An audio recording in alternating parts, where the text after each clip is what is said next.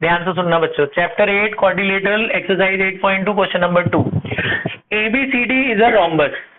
PQRS are midpoints of AB, BC, CD and DA respectively of rhombus PQRS।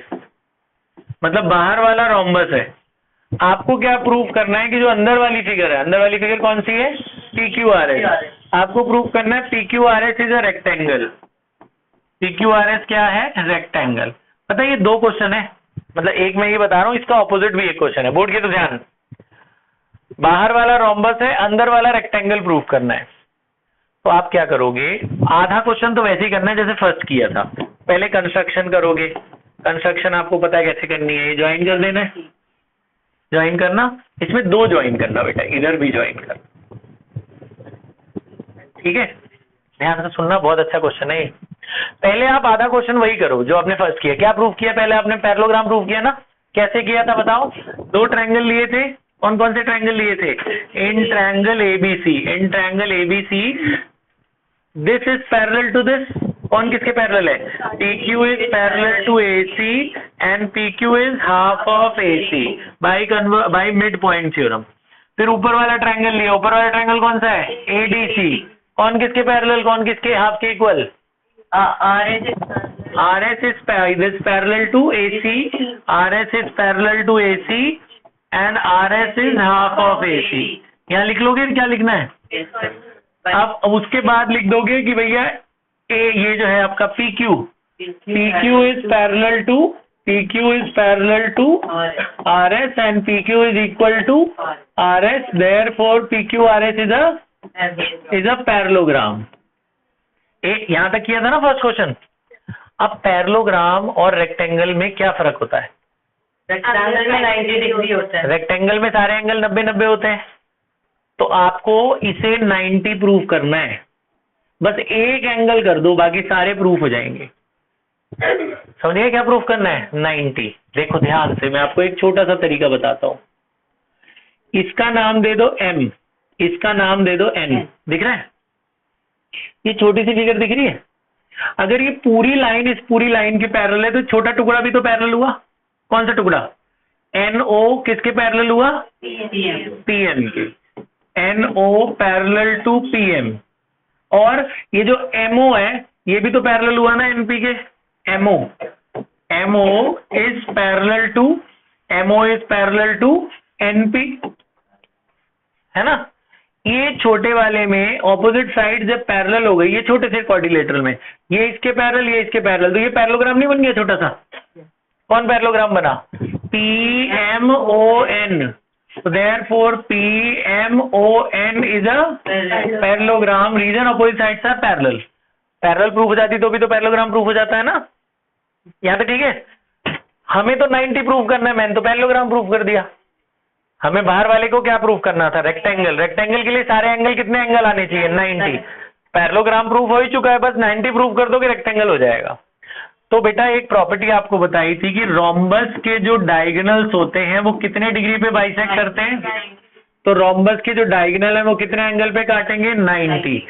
Opposite angle of parallelogram are equal. तो अगर ये 90 है तो ये भी क्या हुआ? सिमिलरली बोल देना सारे 90 हो। आया समझ में?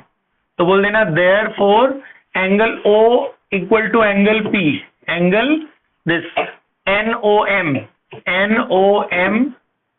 Equal to angle NPM equal to 90। Reason क्या लिखेंगे? Diagonals of rhombus bisect each other at 90 degree. Diagonals of rhombus bisect each other at 90 degree. तो अगर ये 90 डिग्री पे काट रहे हैं तो ये 90 प्रूफ हो गया। बोल देना सिमिलरली सारे एंगल 90 प्रूफ हो गए। Similarly angle P equal to Q equal to R equal to S कितना डिग्री हो गया? 90। तो जब सारे एंगल 90 हो जाते हैं किसी भी पैरेललोग्राम के तो PQRS क्या बन जाएगा? Is a rectangle. ये समझ में आया? ये कर लो क्वेश्चन 2। अब सुनो इधर, क्वेश्चन नंबर 2 का उल्टा है क्वेश्चन 3। क्वेश्चन 2 क्या था? क्वेश्चन 2 ये था कि बाहर वाला रोम्बस है, अंदर वाला क्या प्रूफ करना था? रेक्टेंगल। अब इसका उल्टा है कि बाहर वाला रेक्टेंगल है, अंदर वाला रोम्बस प्रूफ करना है। बाहर वाला क्या है? एबीसीडी क्या है? रेक्टेंगल। तो इसमें गिवन है कि ABCD is a rectangle, ABCD is a rectangle. और प्रूफ क्या करना है? ये जो पी क्यू आर एस है, P Q R S is a rhombus. अब इसका अलग तरीका है, आपको प्रूफ करना है P Q R S is a rhombus. तो अलग तरीका क्या है पता है? देखो ध्यान, अलग इसका तरीका, इसका आसान तरीका है, इसको मिड पॉइंट से करना ही नहीं है, इसको बिना मिड पॉइंट के भी हो जाएगा। आपको अंदर वाले को क्या प्रूफ करना है? रोम्बस। रोम्बस की क्या प्रॉपर्टी होती है? और साइड्स आर इक्वल। सारी साइड्स इक्वल होती हैं तो रोम्बस प्रूफ हो जाता है। सिर्फ सारी साइड इक्वल प्रूफ कर दो। सारी साइड्स इक्वल करने के लिए कॉन्ग्रुएंसी का इस्तेमाल करिए। ये जो डॉट मैंने बनाए हैं, इस ट्रायंगल को कॉन्ग्रुएंट कर दो। कैसे?